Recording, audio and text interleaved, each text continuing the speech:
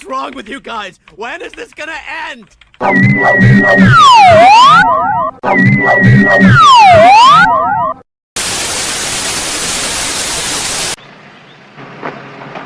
Here's the gun, skater. Blow him away. No problem, baby.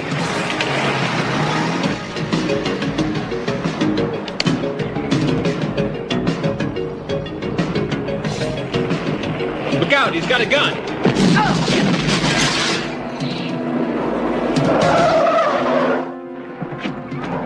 Jade, how bad you hit? I've been better, but I'll live. Let's get that turkey.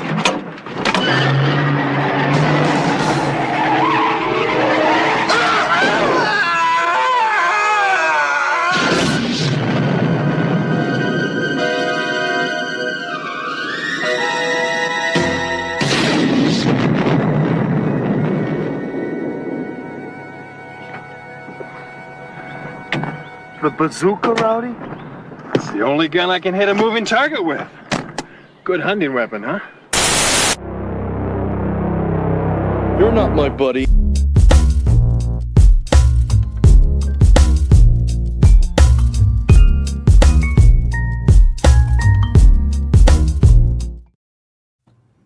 It's a good hunting weapon. I mean, First off, that guy got shot in the chest. Okay. Yes. With a bazooka? It's like, do you have a Band-Aid? What?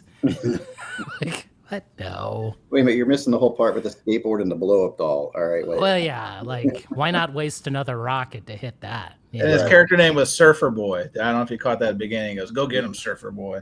Surfer Boy. I mean, let's get that turkey. I mean, come on. I mean, these are, you know, when they're not found on YouTube anywhere else, and I can get through the copyright slide, then you know it's classic. So, Well, for anyone who doesn't know, what was that movie?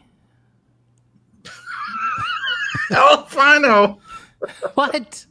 Wait, you don't even know where you got it from? No, I got it from the internet. I got it from one of these things I Some follow. random- I do these clip rips, and it was just classic. Yeah, find out what the hell that is. What? Now the guy who was driving the Jeep and got shot, you know, like with the paper cut over here, he's a character actor. I've seen him in a couple things, but unfortunately, Surfer Boy, who when he got hit by the car, he automatically had blood head to toe. I don't know. You can go back and watch it because he got in the air probably 20, 30 feet before my man got his bazooka and just lit him up. But Here we go. From Hawaii to Hawaii. There you go. this is a question I want. Vinyl Lattes is Louis. He says, "What did the doll do?" Exactly. I mean, everyone. She's just there for looks. It was to block Surfer Boy. I mean, they were going to be like, did you see that blow-up doll skateboarding? Really? Yeah. Finally, yeah. Beat this other vinyl community live streams. Bazooka Talk. Hello. No one has covered Bazooka Talk that I've encountered, so you're welcome and thank you. Yeah, it's called A Hard Ticket to Hawaii. There you go. You probably have to find it. Oh, on we DVD. got somebody looked it up. Yes. Yeah. You looked it up. I don't think Attaboy. it's going to be available on DVD. How many stars did it get? How many Rotten Tomatoes? A hard ticket to Hawaii. I mean, that sounds like a VHS thing I need to track down. 1987. When you look it up on Rotten Tomatoes, it just freezes the website and crashes. Oh my gosh. 25, you know, It got a higher 25 rated than some score? VC videos. Oh, that's good. That's good. Hang on a second. The Acoustic Sounds website. I'm trying to order a VHS copy, and hang on a second. Oh my gosh. Wow. That's bringing back nightmares. Oh my God. I always like hearing the It's busy story. because he's out of the country right now, so. Oh, okay. I'm sorry. No my gosh. shade. I'm not trying to throw any shade. I just trying to diversify the business. Used VHS that you reshrink and pretend is new. New idea. VHS Vault. The Are you serious? VHS vault coming winter. Use VHS players, but they're equipment expert. The top loaders. You hit the button, you know, and it comes up. And they come Oh my God. up. The only way to make it through that movie is like including a drinking game with it, I think, is the only way to survive that movie. And then it just gets better, you know. I mean, peak. That's peak 80s cheese, if you ask me. Well, welcome to Surface Noise. If you watch it live, you get these little clips. I don't know if you need them. I don't know if you want them, but I'm going to give them to you when I find them. And sometimes, as I just demonstrated, I don't know where the hell they are. I don't know what they are. All I know is I saw a bazooka, I saw a car assault, and I saw a blow up doll. That's Yeah. I saw all three. Not and in I that just order. I knew. Yes, and Kendall, this is correct. VHS is back. CDs are back. VHS is back. You can ask Yes. Rojas when we were shopping in my locale. I was downstairs. I was plucking some VHS from Dead Wax. Shout out to Jeremy and Jake. But anyway, so Surface Noise, the show of record talking records. We are going to talk records, I promise. But we got to get this out of our system. VHS. Any Betamax fans? Betamax. Anyone? Bueller? Right. If Betamax that has the only proof that I was on the Bozo TV show when I was in second grade and did not win the grand prize. That's This is the where it only started. way This is where you could the watch descent, the descent We to need that. madness began. The Bozo show. Oof. We need proof. No. I've seen it. I don't know where. I forgot where you showed it to me, but I've seen this clip. No. somewhere. That's a total fail. Hang on. We have breaking news. Depeche Mode says Laserdisc is back. Everyone, Laserdisc is returned. Those actually sell. Yeah. I'm starting to see a lot more of those. I did see Noble Records Dylan in one of these collections. He just bought an entire Laserdisc collection. So this could be it. It is back. Any kind of physical media you thought was dead and gone, forgotten, coming back.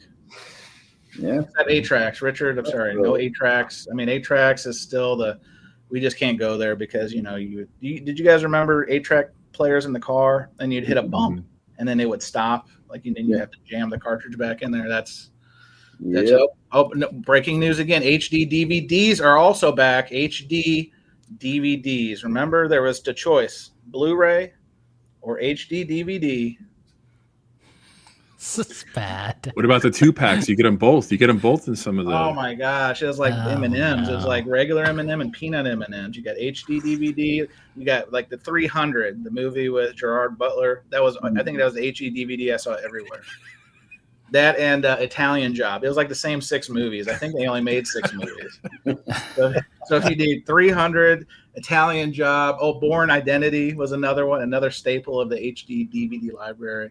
But I digress. Concert Buddy here at the 1s and 2s.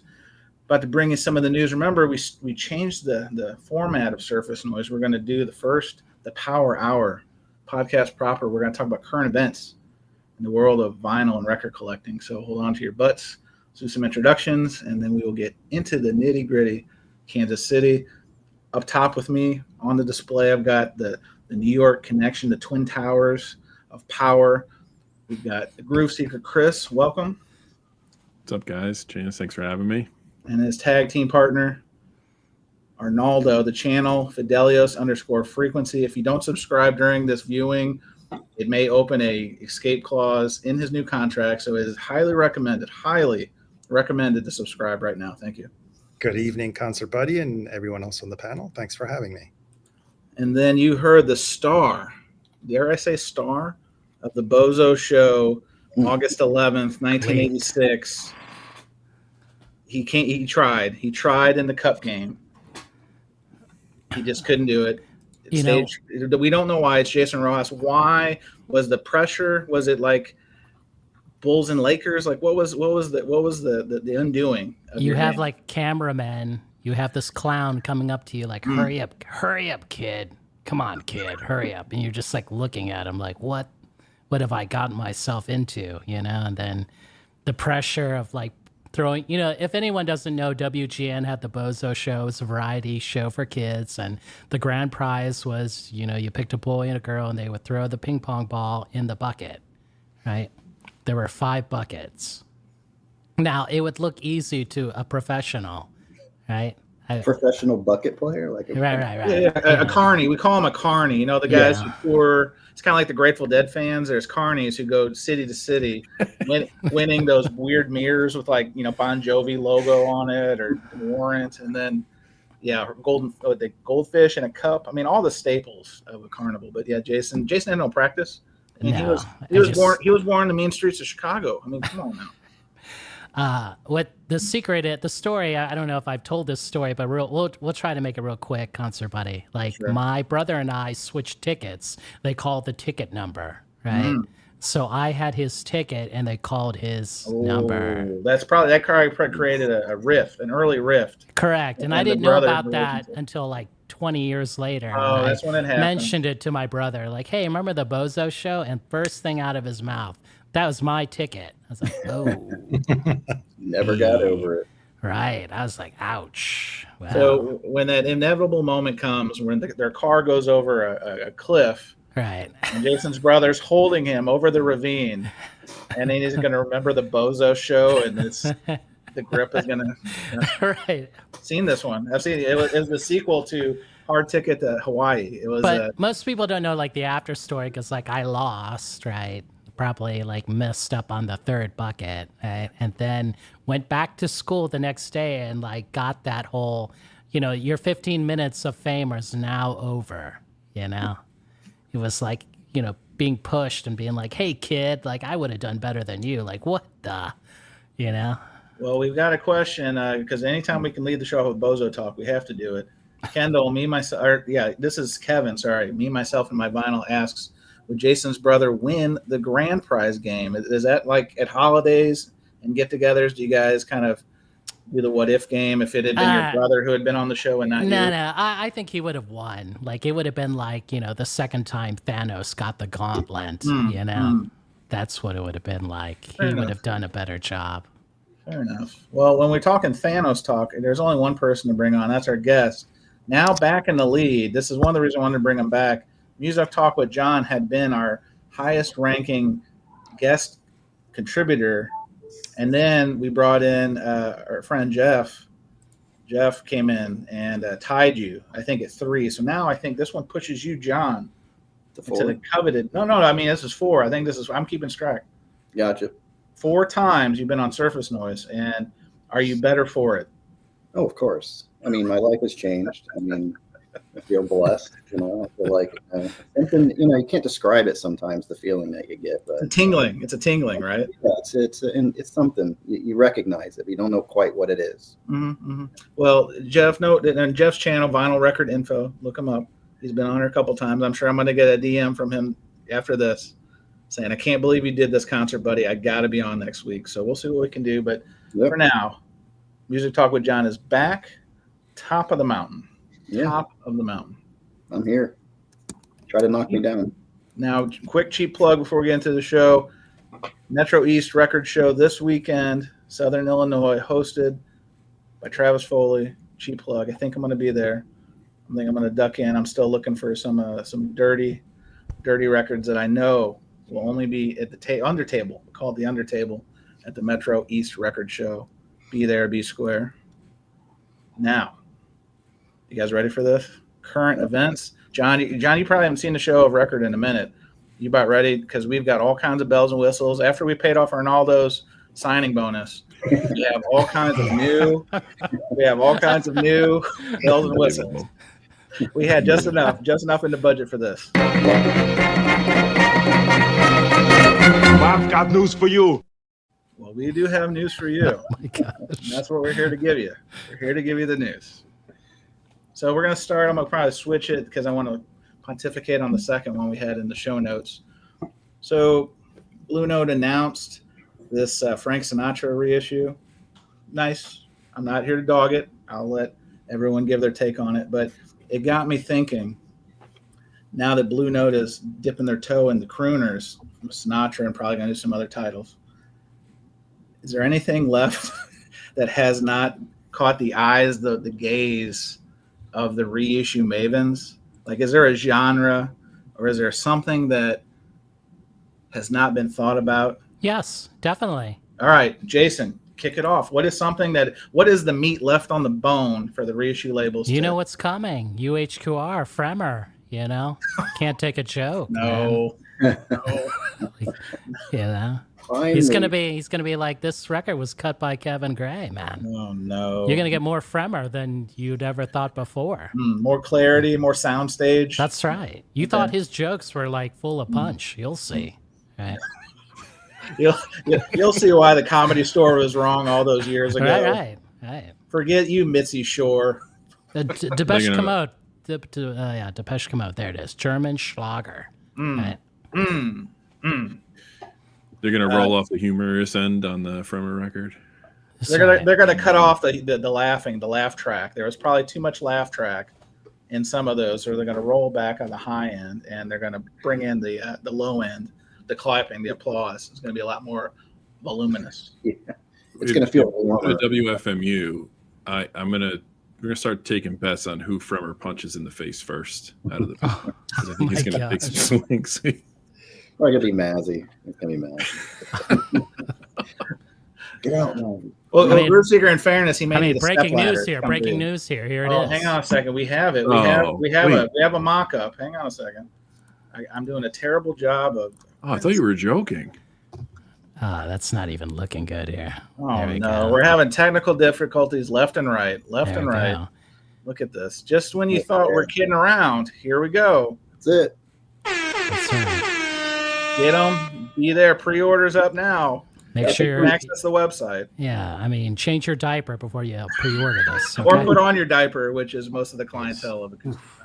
Sorry, did I say that out loud?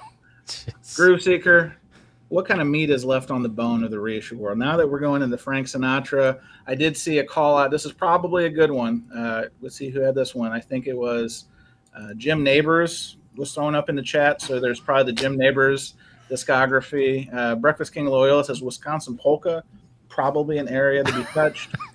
Groove Seeker, what do you think is left? Is there anything left to harvest in the reissue world? I think a deluxe box set of Liberace live with the Philharmonic. Oof, what an excellent choice. Original from the master tapes. I think they missed it. When they did that HBO movie from the Caballabra, I think they missed that. But that would have been a great tie-in. But better late than never.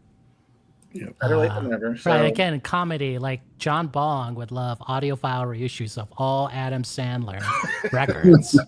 There you go. There you go. Yeah. If you don't think he's got bootleg UHQRs down there in Monterey, you're fooling yourself. He's got the test pressings. Arnaldo, is there anything that you think is left for Blue Note or whoever in the reissue wars? Because make no mistake, these are the reissue wars of the vinyl rebirth. Arnaldo, any ideas? I wouldn't know on the Blue Note, what's left, because it seems like there's so much stuff to reissue there. Maybe more modern stuff, like later year stuff, instead of always digging back. But on an overall reissue, definitely whatever Chad is cooking up at Abbey Road. Well, should we just get into it? Let's get John's take, and then we're going to unearth, because that's probably a current event, right? Like, we don't know, but John, there's room for that. That's what I'm saying. We're all going to need it, and we're going to need diapers when it gets announced, because. Oh my gosh! No. Side note: can we crowdsource a new term to hold back your excitement? I think our friend of the show, Chad Kassem, has used this diaper analogy probably one time too many. Just saying, like, is that the only way to show your excitement for something? Is just literally filling up your pant? I mean, come on. It's got to be a better one. So, John, before we hop off this and really get into the bus of disaster, is there anything you can think of that the reissue wars have yet to bring to the table? Well, yeah, there's an artist that people just keep skipping, and it's like it's time. We've waited long enough, and it's Tiny Tim. I mean, we got to bring. He just doesn't get. He was like a walking encyclopedia. I think if Clarity Vinyl was invented for any artist, it's got to be for Tiny Tim. Clarity Vinyl. You got to have Tiptoe Through the Tulips remastered. I mean, no. I was looking at my collection the other day, going, "What's missing?" And I'm like, "That's it. That's it. Blue Note's missing it. They're sitting on a gold mine." So I'll ask this for the panel: how would you feel, because Steely Dan was already done for UHQR? How would you feel if it was Eagles UHQRs? How would you feel?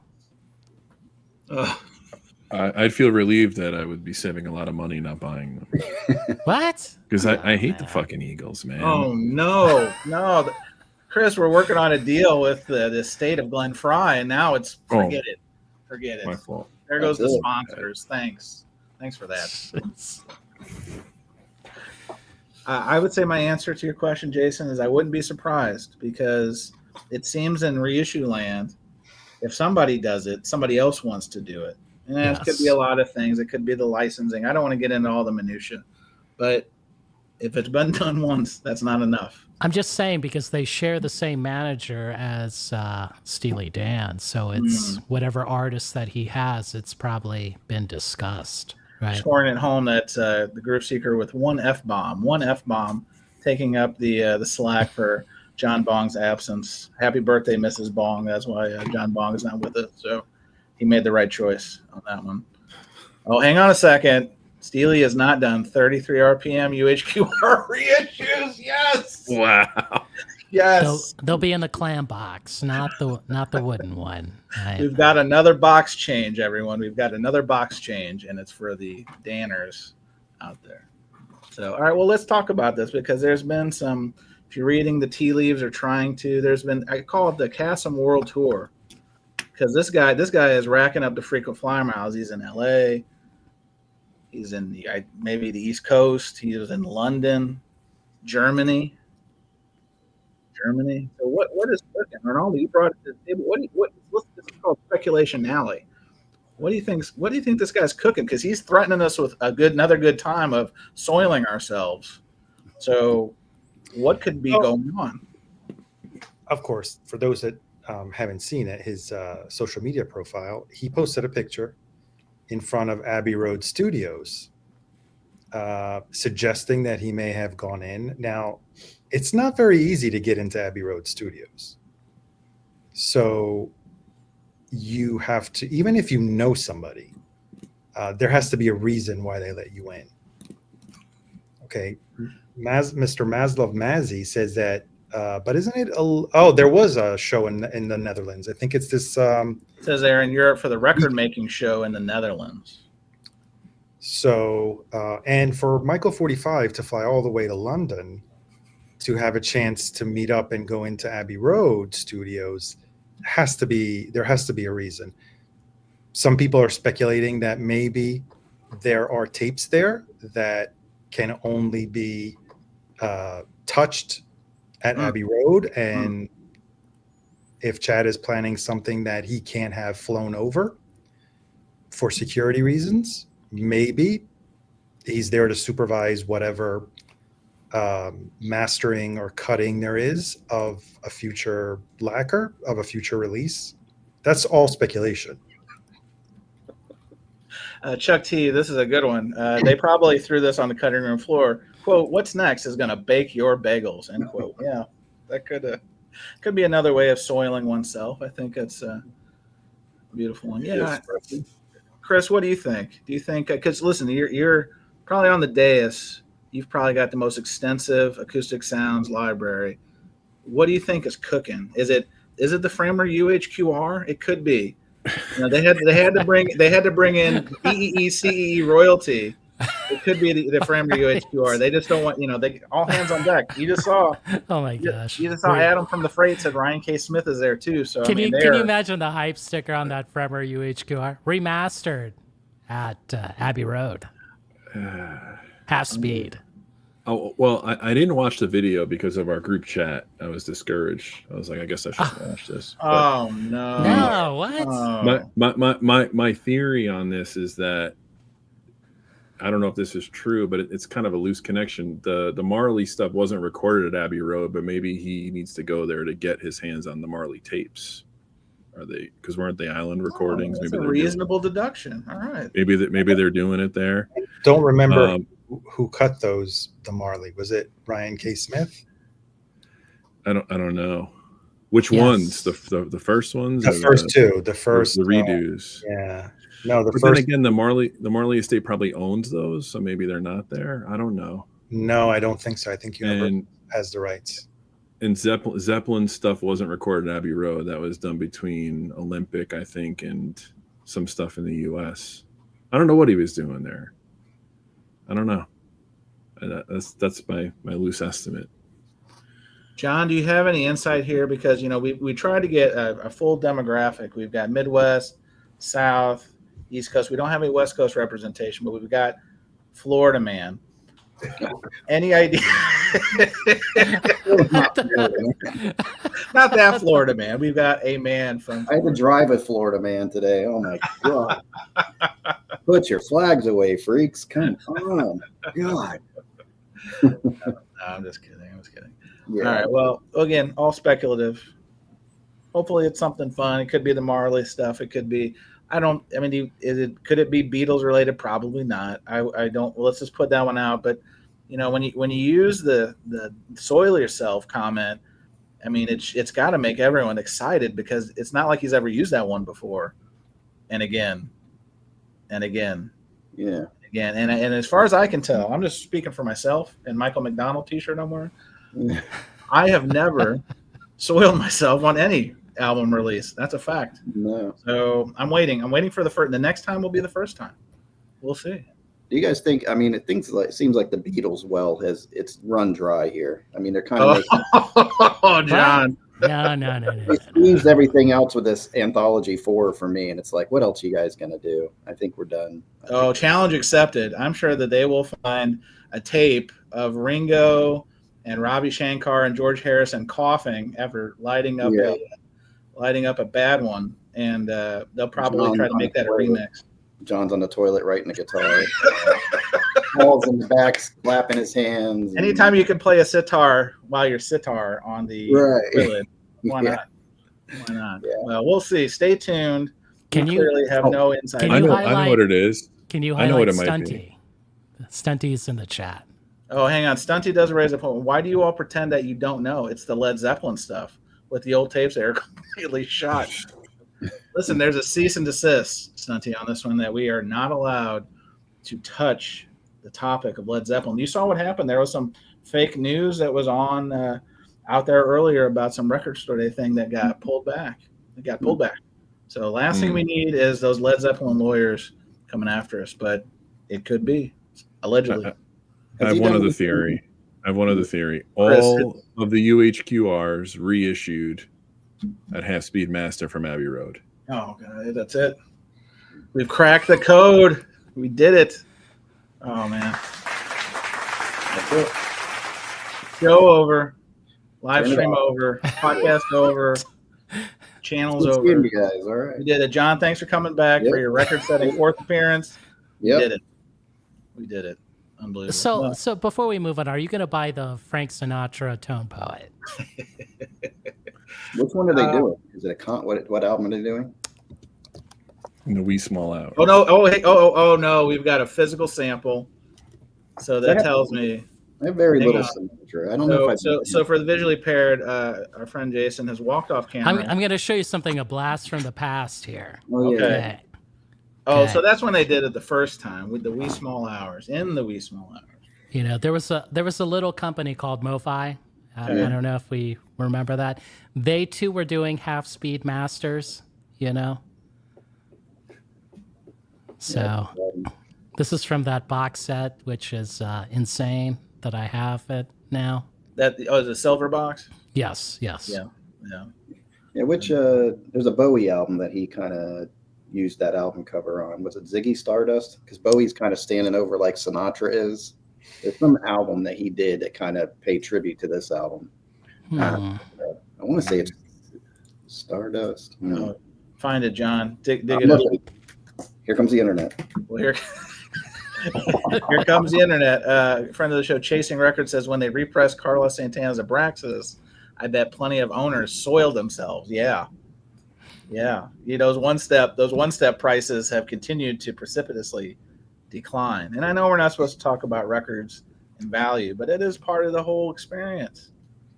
It's part of the game, guys. I'm sorry to break it to you, but yes, I saw one. I think on the high end, 1,400. Remember that thing had been north or right around 2,000. So it's just sadness. All right, well, let's get into another one. And this one's called Better Late Than Never. And the motivation behind this topic, current event, of course, is I think everyone. John, do you have the answer? It was Tom Waits, actually. Tom Waits. There you go. Yeah, I think I've seen that cover now. In the Heart of Saturday Night, I think. Oh, yeah. Okay. Wow. He's right where Sinatra is. Same pose, you're right. Fair enough. Look at John. And Thank you, Internet. I may have just soiled myself a wee bit. Now I can leave. All right, we're good. No, but let's talk about Better Late Than Never, right? So the Buckingham Nicks Rhino Hi-Fi is landing on those who, first of all, show of hands, who ordered one. I think we've got. I mean, did you order? Oh no! Oh no! Jason, you didn't order the Rhino High? Yeah, you did. Come on. I did 2 videos. Right. I was gonna say you did videos on this. Come on. So we've got Group Seeker. Why didn't you jump in on this? This seems like right up your alley. Lindsey Buckingham. You're. Oh my God, John. I got the sweeper. John, did some fall off the truck? John, show Well, us. here's the mini version. Got my little mini version. Got the mini. The mini version. Okay. We got the Rhino Hi-Fi. The Rhino Hi-Fi. And then we got the blue and the pink. Oh my gosh. Wow. Yeah. John, I didn't know this about you. I mean, Music Talk with John, the secret Buckingham Nicks super fan. Who knew? I do enjoy the album a lot. I do enjoy that. But yeah, even the guys at the record store are like, what are you doing? I'm like, I don't know. I don't know what I'm doing. So, did someone follow you home? One of the guys from record store make sure that you got home safe that night? Yeah, because there were people watching. I'm like, hey, if mine. John's car was swerving a lot, leaving the record store that day. Yeah. Sure. This is funny. So the record owner, like, they kind of called you out on it, right? For buying that many, right? Yeah. So when I told my local record store, when I bought I got the pink, right? The Chris Spellman. And I was like, I can't wait to listen to this. The owner looked at me. I was like, I've been waiting to listen to this. And he just looked at me. He's like, nah, I don't want to talk about that. I want to talk about Taylor Swift with you. And I was like, what? Come on, man. Oh, hang on. Oh my gosh. We've got a headline. We've got a break. Oh, this is another breaking news. This is unbelievable. The headline is Florida man obsessed with Jason Rojas' favorite record. Here you go. The pink one. Great. Thank you, BK. Appreciate that. Working hard or hardly working, you decide. On the rocket scientist that I am, I'm like, why is there a pink and a blue? There's no pink or blue on the album. John, Chuck T wants to know, you took an edible that morning, right? Yeah. Yeah, I prepaid for this crap like months ago. Oh, well, John, that's a great segue because getting back to the question at hand. I think they announced this, let's call it the 23rd of July or roundabouts, or at least that's when the orders opened up. You pre-order. Now, years ago during the COVID crisis, you pre-ordered knowing that the capacity was shot and you were going to wait, right? That was part of the bargain. That was part of the deal. You knew that you were buying something that wouldn't be around for 5, 6, 8, sometimes a year. I waited 18 months for some things. So my question, and this is why I call it better late than never, is as these Buckingham Nicks Rhino Hi-Fis are landing at our doorsteps. I'm not even talking about the record store stuff. We'll get to that. I just keep scratching my head on, the release date, the street date, as they call it in the biz, right? Arnaldo's street date. The street date was the 19th of September. Why does it take over a week to get your order fulfilled when you're ordering direct from a label, you're ordering direct from a band store and their fulfillment, whoever they use? In this age of the Amazonification, how is it not possible to get these things when you've pre-ordered months in advance, closer to the street date? Now, again, these are first world problems. I'll be the first to admit it, but as I'm seeing people open their copies and listen to them, and more power to them, I'm just watching my UPS tracker every day, refresh, and then it eventually shows up. Thank goodness, knock on wood. But in this day and age, why are these pre-orders not ready or in our hands, if not on street date, at least immediately after? Arnaldo, I'll start with you because you're in the biz, and so you've got to have some insight because I know you've got to be frustrated about it because it affects you. You're a consumer, right? Well, you mentioned Amazon. Okay. Amazon is not perfect. Far from it. Of course. Just today, I got my David Bowie box set, which came out 2 weeks ago, and I ordered it. So, we're taking names. Listen, no mercy. We are just calling all these guys out. And I'm not going to mention in what condition it arrived. So, oh man. Is there a return in your future? Will you at least tell us that? Well, here's another thing I just discovered. So I wanted to do a replace, and it doesn't allow me. I can only return it. Have you ever experienced that? No. There's no replace option. So I have, only in the sense that they just don't have. Either they're waiting on a. No, it's in stock. Oh, it is in stock. It is in stock. Oh, I didn't catch that part. Okay. Yeah, it's in stock, and it only tells me refund. So okay. So past that, because I think, yeah. Complainer in chief in the house. That's right. This is Complaint Corner. So buckle up. We are ready. We're letting it loose. When you're in the business of delivering, like Amazon is, right? They're experienced in that. They're experts. They have their own delivery people, so they know. Correct. That they rely on that, especially. Don't they have also a 2-day since it's from when it ships, that a guaranteed delivery? That's what they try. Yeah, that's what they try. Yep. These D2C fulfillment places that are, that the labels are using, they take their time. They're in no rush. They already got the order. They already got the money. They know they're selling you something that you most likely can't get because they're exclusives to the D2C that you can't get anywhere else. So you're stuck. Arnaldo Chuck T says Amazon has your name, no replacement. That's Only for you. Only for you. There's a list. Like I'm on that acoustic sounds list of how they messed me up on the Miles Davis, and I never. Okay, they're picking on me. So this box probably weighs 50 pounds, right? And you put it loose inside a bigger box. Oh, that's fun. That's a good idea. Yeah. Yeah. No paper, no air pillows. No, nothing. I'll show you. It came with like that cardboard paper, like the packing paper, just one little loose leaf in there. So the box is flowing around, banging up and down, back and forth. One word for you, Arnaldo: sustainability. Yeah. Sustainability. Thank you. Well, here's the crazy part, because I was texting to a friend of mine.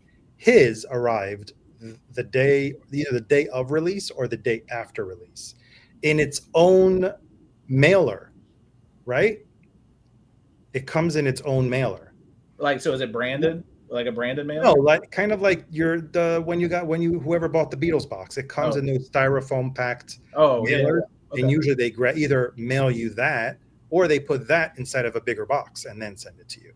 So this was just loose.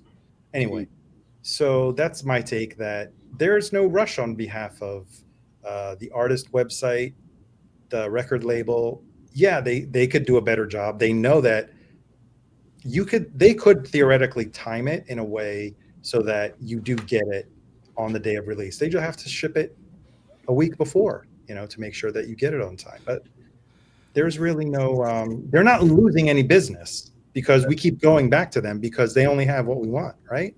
So Brian, this is Boot Traders Vinyl Visits, has anyone else here not received their Buckingham Nicks from Rhino High Fidelity?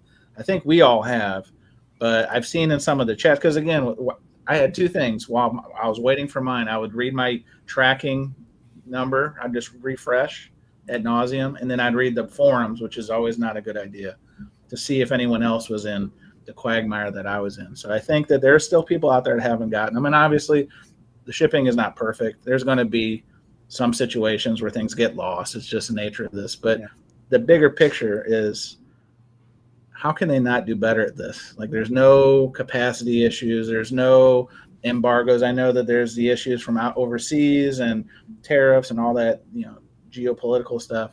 But right here, for 2 months, had my money. John, how do you feel about this? Because obviously, you've got four different copies. You could go, and this is my issue. I'm all for the record store. The record stores have their copies 95% of the time or more on street date. And I know they weren't selling the Rhino Hi-Fi, but the point is still the same. Somehow magically that works out. But yet we're ordering direct from the labels now, where they're spoiler alert, they're taking more margin because there's no middleman, right? So they're making more money. You would think, how can you better prioritize me as a customer? So John, how do you feel about this? Yeah, I mean, I got mine from the record store. Obviously, I had it pre-ordered, and it came in right on time. Yours is unnumbered? You get an unnumbered one? Yeah, I don't have the numbered one. Got it. Okay. Yeah, so I don't know if that's the difference. So the record stores had the unnumbered ones, it sounds like. Again, no issue. Yeah. Okay, that's good. Yeah, check, but it doesn't seem like to be a number on it or anything. But yeah, those came in, and the other record store I'm familiar with, they got theirs right on time also, right there at the store. So it's possible. And those are high, those are more volume, those are more units, right? Like maybe it's I don't know. Yeah, they're released on Fridays usually, and they easily had their records in by Wednesday. So they just couldn't put them out for sale. They made their videos and made them available for Friday. So that wasn't an issue. I don't do a lot of the online ordering. The most recent one I did was directly from is when Billy Joel started reissuing like the classical albums separately and a couple things. So I'm assuming it's coming directly from his people. I don't know if there's a distributor involved with that, but those came in early because they had a date where I ordered those albums and set to be like 2 weeks out. And I actually got it about a week later, like almost a week before I was supposed to get it. So I don't know what the difference is there, but yeah, I don't do too much online ordering. I do most of my stuff right through the record stores. I do want to also add one more thing. Go for it. Usually when they go to record stores or the shipments go to record stores or to Amazon or whoever, they are coming from a different warehouse. Mm. And they're coming from the label. The label doesn't handle directly from their warehouse. They have another company that takes over the D2C fulfillment. Same thing with the artist websites and all that other stuff. Yeah. So that's because they're handled. The major label distribution arm is probably a lot more efficient and equipped to handle immediate deliveries, immediate shipments. Well, now we got to be careful. Dom is right here. Dom seeking a thread. This is a friend of the show, Static ATX. Check him out online. Great record store. It sells online and now has a physical storefront. That's Joel, friend of the show.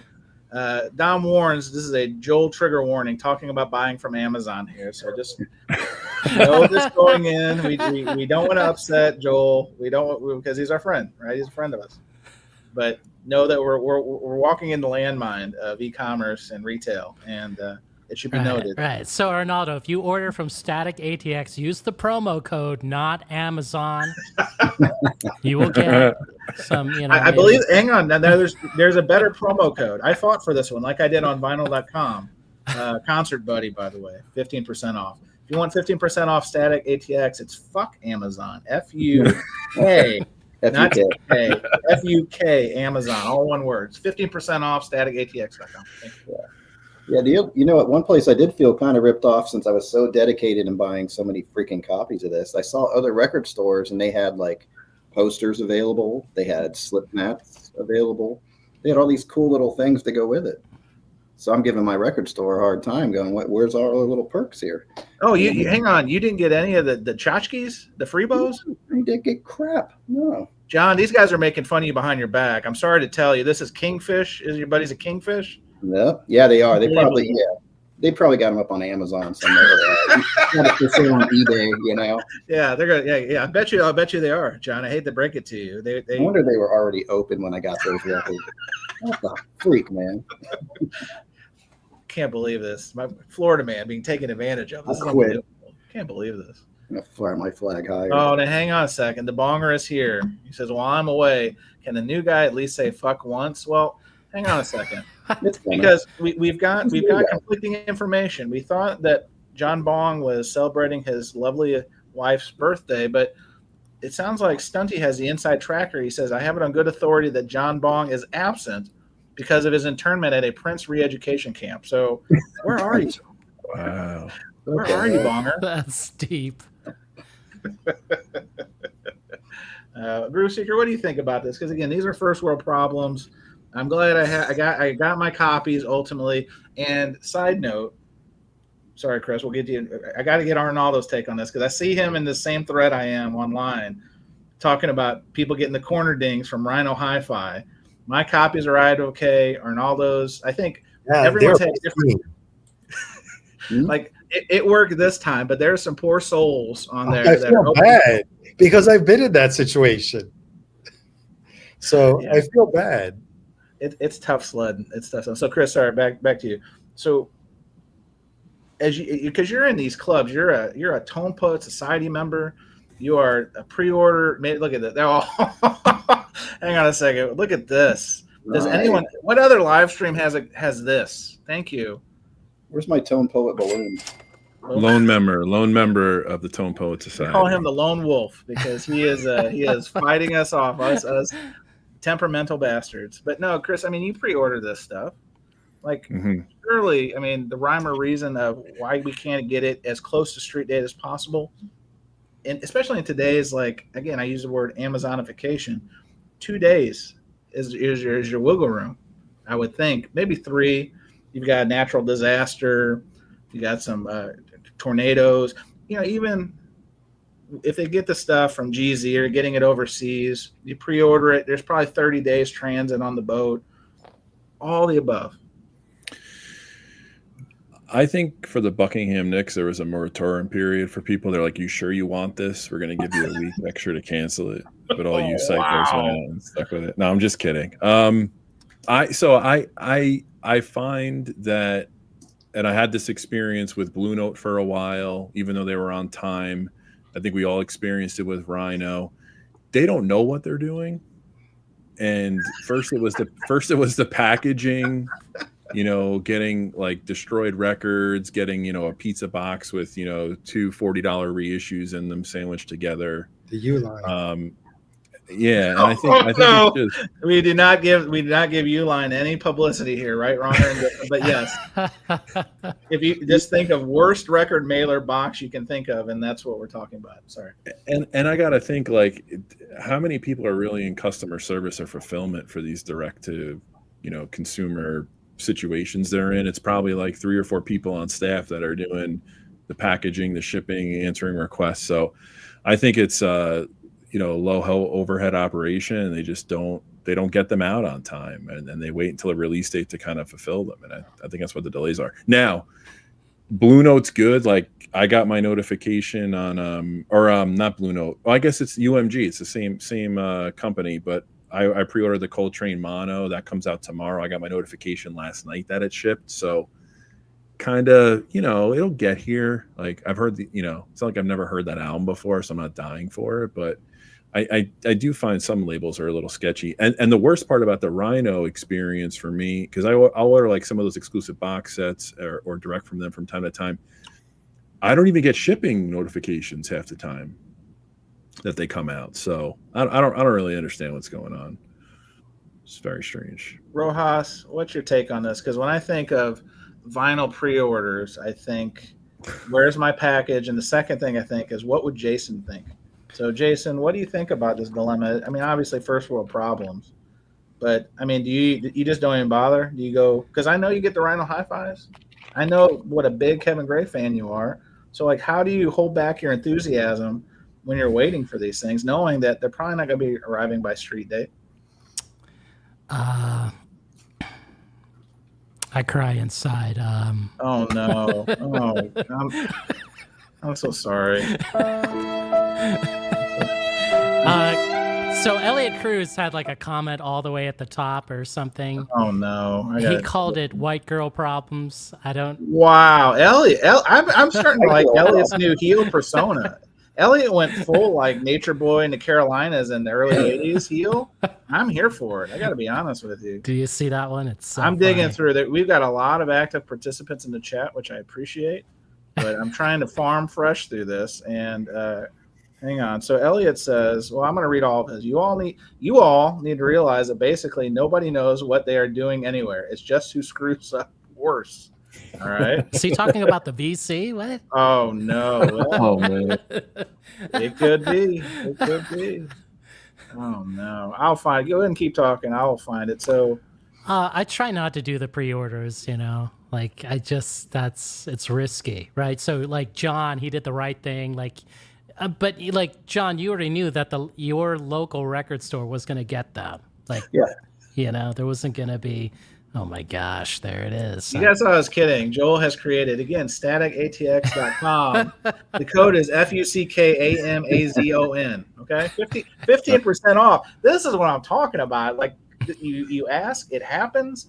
Delivering. I mean, if you don't think I'm going to try that out later, Joel, you're kidding yourself. So I hope that's out there. John, do you pre-order from your local? Is that how you do it? Like, Yeah. Oh, that's cool. Yeah, I can find out. They let me know. They text me all the time. Hey, this is coming out. There's some Zevon Cool. coming out, I think, on Rhino. I saw that.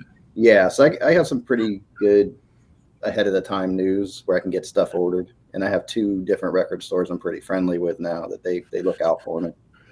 That's the right thing to do. Like, you get the pre-order and you support the local simultaneously. That's a good idea. Yeah, that's what I like. Yeah. Yeah. Now, Chance, you witnessed it with me. There's also physical A murder? No, when we went to Rough Trade together, looking for something that should have been out. Oh, yes. Yeah, so from their store to pick up, and yes. I got it like 5 days later, not on release day. All I can say is you don't want to make this guy mad, especially on it, which I can appreciate. I'm a very principled person. It's the principle of the matter. I do have forgiveness in my heart, and I do have tolerance for things happen. But seeing Arnaldo in action, was that Rough Trade? It was Rough Trade, yeah. Yeah, so we Rough Trade in Times Square ish, and it was the Cure. It was the Cure album, right? Yeah, it was the Cure album. And Arnaldo had pre-ordered it. It should have been waiting, and it wasn't. And Arnaldo was very pointed in his conversation. He said, "Do you know who I am?" And then after they got to that, we did. Oh, no. I did not say that. He said, "Do you know who Chad Kassem is?" And I'm about to make you soil your pants. No. I'm in the city a couple of weeks ago for a show, and I'm walking towards Radio City, and I pass Rough Trade. So my brother-in-law's like, "Oh, that's a record store. Do you want to go in there?" And I go, "Arnaldo doesn't really like them, so I'm not going." He goes, "Who's Arnaldo?" I go, "Don't worry about it." Chris actually walked on the other side of the street. It was that much of a bad juju situation. He's like, "No, the stink is it's unbelievable." But Arnaldo had a conversation with the guy, and it wasn't the clerk's fault. They were just trying to help. And no, wait. You were there the time when the guy says to me, after I'm there, like 2 days after it was supposed to be out, and he didn't have the record, when he says to me, "I just work here." Oh no! He kind of like almost rolls his eyes and says, "Man, I just work here." And I was like, "Okay, I know you'd work here. Can I talk to your manager now?" Because he would pull me to a manager. Open it up. Yeah. No, you don't want to give any customer I just work here. The reservation. And if you still want to work here, you should not have said that. Right.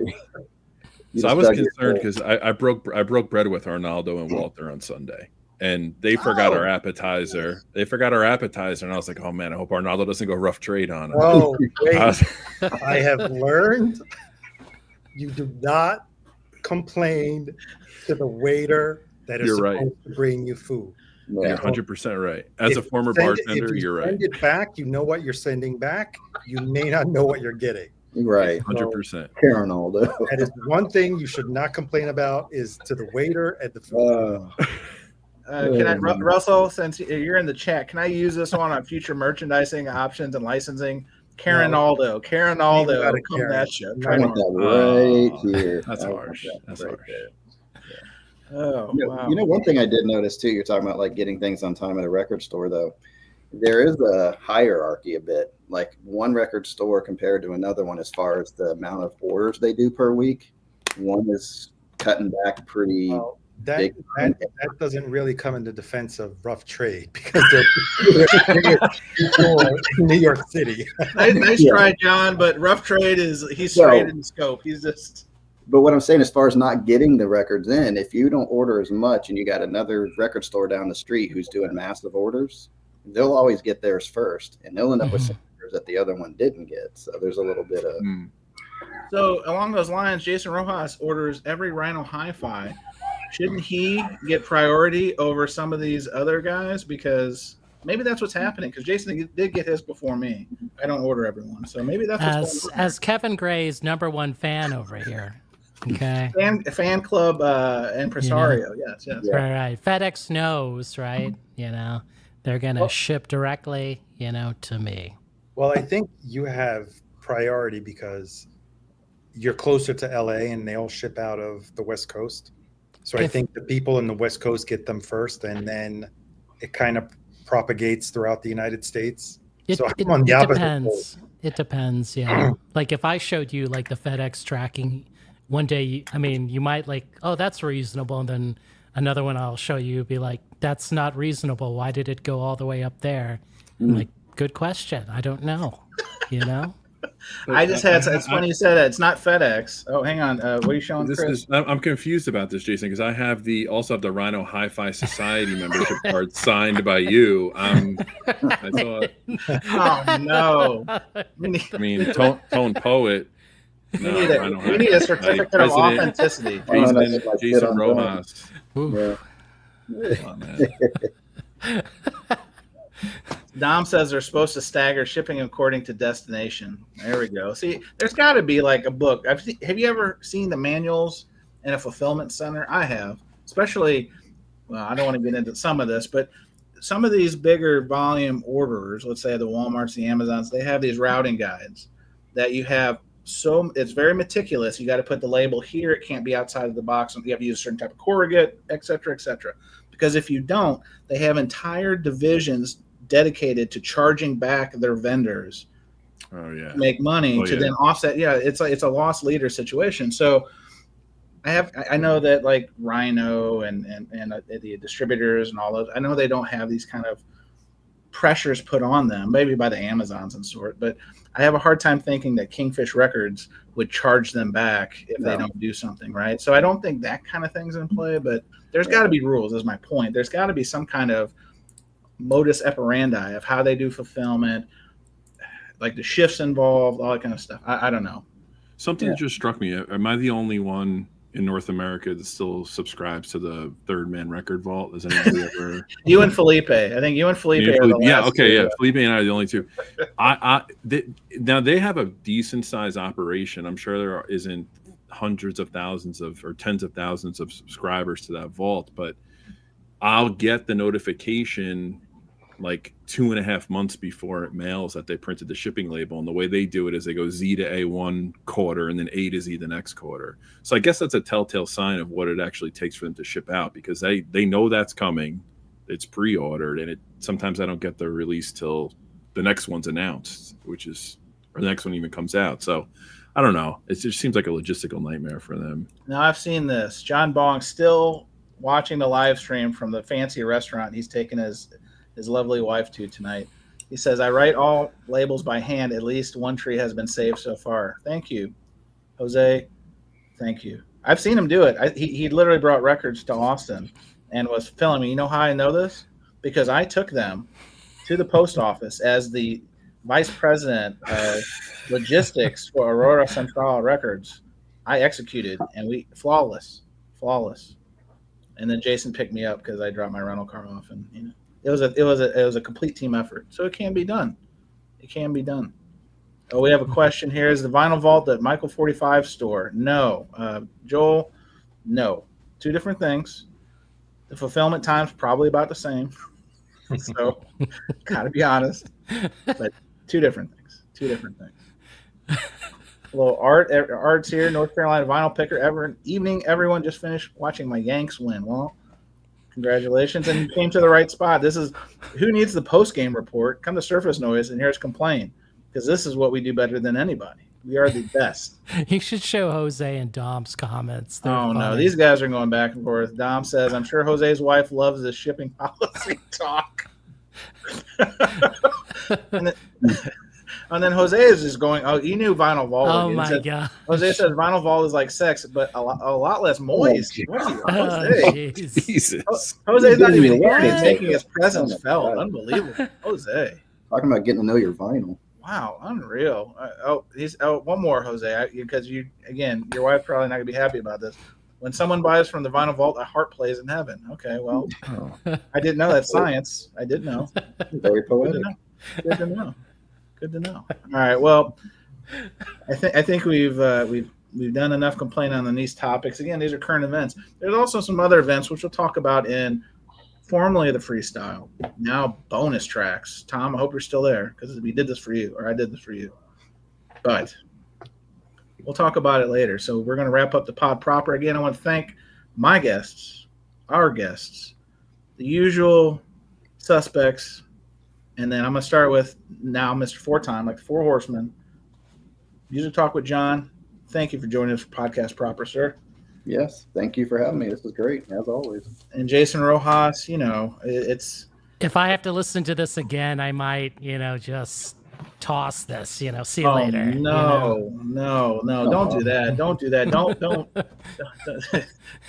Don't do that. Live stream with Jason, and we can play our albums at the same time. Correct. Yeah. Actually, that's what we're gonna do, John. You just spoiled it. We're all gonna play the same album at the same time, and then you got to figure out which one's playing. It's our screens go dark, and you never know. I mean, whose album's playing? Yeah. Well, Jason, thanks for joining us as always, sir. Thank you, concert buddy. And then the New York connection, Arnaldo, the highest ranking and paid member of the dais of Surface Noise.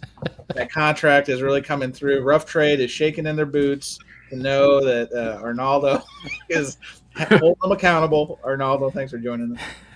Thanks for having me, concert buddy. And then Chris, I didn't know you were having breaking bread with the highest ranking member of Surface Noise. Was that intimidating? I mean, because fresh off this contract, it's been a lot to rein this guy in. I got to be honest. I wanted to know how I could actually get paid for doing the show, because ever since Arnaldo took the contract, I'm still on kind of this internship thing. That's true. And I love you guys so much. It's fine. But that was the purpose of our business dinner, and it didn't go well because obviously I haven't approached you yet. But you got to try to expense this, is what you're telling me. Unbelievable. Did Arnaldo go up and go to the bathroom before the Vinyl.com concert buddy. Okay, this is while we were breaking bread, so I may have to expense this. Yeah, the check comes and I see Concert Buddy Amex on the table, and I'm going, wait a second. Got a brand. Yeah. So those vinyl storage solution sleeves don't pay for themselves, boys. That's all I'm saying. Also code Concert Buddy. All right. Let's get into this stuff right here.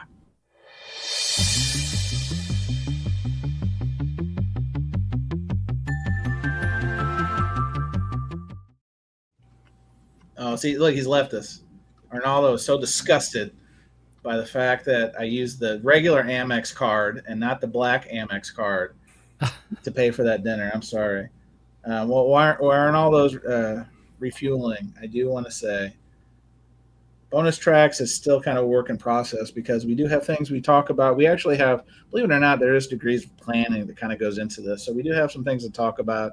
I've got a couple other things. There were things from last week's show that we didn't get to that I think would be fun to talk to. So we'll start with, and this may be controversial. Joel, I hope this isn't triggering either. Joel, please sit down. If you're watching the show in a standing position, I would recommend this taking a seat, because, and this isn't a direct or anything. This is just a topic, because I think this may be part of the fulfillment challenges I'm facing. Are there just too many record stores? I mean, have we reached our peak? I don't know. What say you, Groove Seeker? Are there too many record stores? There aren't too many record stores. There are too many subpar record stores. Oof! Wow. It's a good take. No. That's a stinging take, but a pointed take, and I'm here for it. Yeah, and I have to really travel for my quote unquote locals, but they're worth traveling to. But then you go to someplace new or someplace you've never been before, and you get into the record store, and it's just like all new stock, that nothing appealing. So I think record stores, if they're going to open, they're going to have to come in with something unique or step their game up the ones that currently exist. But I don't think there ever could be enough record stores. Okay. Just better quality. Yeah, I can appreciate that. I think that's a good way. John, what do you think about that? Yeah, I mean, my area, they're pretty well spread out. Like, you hit a certain area, like the ones I go to in Clearwater, they're all about 3 miles away from each other. They're about a 10-minute drive between 3 different record stores. And what's cool about my area, it's kind of a little bit of a variety. Like, one is just strictly used records. If anything comes in sealed, it was bought from somebody's collection, but they don't bring in new product or anything. So they're strictly filled with used records. Then you have like Kingfish. They kind of do a little bit of both. They slow down on their newer orders. So that's a little bit different. And then you have this other one called D&J, and they do mainly like new releases. They always have at least 2 to 3 boxes coming in every week of they do a great job ordering. What's funny is they don't even realize sometimes what the music is that they have. it's a very interesting store. They have a lot of selections, but sometimes they don't even know what the music is. They just love having a record store. They retired, Sure. sold the store, and said we're going to go for it. So they're learning as they go. So that's kind of a cool mix, because where I live here, I'm about 15 minutes away to get from that to them. So that's not too bad. And if you go down to St. Pete, they're pretty well spread out. So even if when I've gone to Orlando, I noticed, or even St. Augustine, there's not that many, but they seem to be well curated and keep their supplies going. So I don't know. I don't think there's too many. Like you said, there's some where it's like you go in every week and they really haven't changed their inventory too much. Then you have the other ones that are like, you just, every time you walk in, you're like, holy crap, when did this come out? So those are the ones I love, when you walk in and go, I didn't know this artist had this album out, kind of thing. So yeah, I don't think in this area it's like oversaturated or anything like that. Target's even slowed down on their selection. Walmart kind of seems to have slowed down a little bit, but I try not to go into those stores. But yeah, this area, it's I don't think it's too bad. But like you said, it does stink when you go into a place and everything's overpriced, and it's like, what are you doing? So Arnaldo, I'm going to kick it to you on this next one, but friend of the show, Adam from the Freight, Tales of Maybe out now. Check it out. He says in Arnaldo's new contract, quote, gets the first 10 minutes of bonus tracks off. Well played, Arnaldo. I think that's the case. Because Arnaldo did vanish. It's the wardrobe change. Oh, wardrobe change. It's even better. which we also pay for, by the way. I mean, What? If you knew how many sequins are in this contract, it's unbelievable. I mean, wild. I'm out here on ramen noodles, and we're paying for this guy's wardrobe change. You got food? Rojas, what do you think about this? Are there just too many record stores, or is it more like what Chris was saying, that there's too many what I'll call them mid or lesser record stores out there? I have to agree with the Groove Seeker, but what can you do? I mean, can you show Art, North Carolina vinyl picker? I definitely can. So Art says, I cut down going to record stores when I figured out that my collection is better than most stores. Wow, why did throw it out there, Art? Swinging the bing bing. I like it. Oof. How low can you go? Oh, man. So this is how I kind of feel. Not trying to, start anything with the local stores here, There are like some stores are better than others, right? Like I have to, I still have yet to go to Static ATX. Maybe that'll change. Oh, no, Joel, please. This weekend. Joel. Hi, sit down, Joel. He's hitting you. This is your friend. He's hitting you. But I mean, it's tough. Like as Arnaldo, like New York is very competitive, right?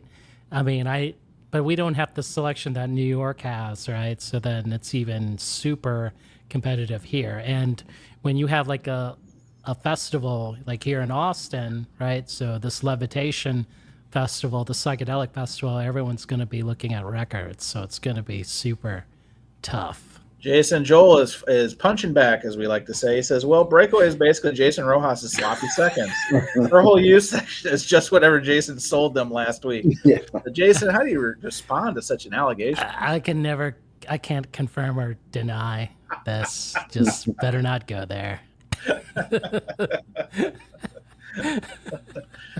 Hey, Eddie is here. Eddie, I'm sorry for the loss of your. I don't know if it was it your cousin, or I think it was at least a dear friend of yours. I saw that on your social media. So sorry for your loss, Eddie. But Eddie does have a question. Jason, thoughts on the new Waterloo? Since we're talking about record stores, have you been to the new Waterloo? And yes. Is the bathroom as awesome as Tom at Discord would like to know? Yes, actually. They actually have a bathroom that you can use, not Hell at yeah. the old location. Finally. And it's actually bigger, but they've, been able to fill out like the whole space now, So, Eddie, if you're planning to visit, just hit me up, can meet up. Go to Waterloo. And then go to the store the record store next door called Magic Isles. Oh yeah, that's the one, the small one that had Yes. Yeah, it was a nice little spot. Side note, talking about restrooms and record stores, which we've talked about on the show. When we had the show Building the Perfect Record Store. Well, you know who was watching? Melinda Murphy. And I got to say, Melinda, if you're watching or you pick this up later, when you're ready to debut on Surface Noise, I think you've made it. Because these hot takes videos you're doing lately, I'm here for it. Yeah, that last one. Oh, she's embracing the other side of the hobby, and I love it. Yeah. And her topic, her latest video, that's why I was giving Tom Hiring District some trouble, was talking about the restroom scene at these record stores. And especially, you got to think about it as a lady. I mean, I can close my eyes and get my business done real quick, right? But, you know, like these record stores, I've been in some situations. That's all I'm going to say in these places. And I'm glad Melinda is shining light on it because it's time. It is time that these guys literally clean up their act and build a new space. If you're a Waterloo, I mean, however you're designing these spots, we call it TCB, taking care of business.